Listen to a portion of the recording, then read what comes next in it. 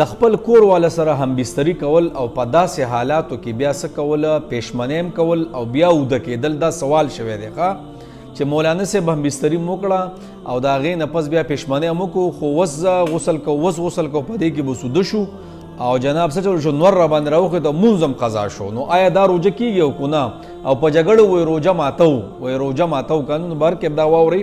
زه به ورسره یو بله خبره هم اکسټرا وکړم. هغه کسان چې د شپې پې غسل واوړي او دوی پېشمنۍ وکړي ونه لامبي په دغه حالاتو کې څه کړي، روژه ونیسي، نو دا روژه کېږي او که نه کېږي. نو وروره ګوره خبره دا ده که نه چې د روژې او د دې غسل د خپل منځ کې تعلق نشته. صحیح ده، پوه شوې؟ اوس بهتره څه ده جناب چې کله داسې معامله وشي نو کم سے کم د سهار مونځ پکې منځ کې راځي، د سهار مونځ قضا کول دا څه ده، دا کبیره ګناه ده، نو مونځ ته نه پکې لاړې.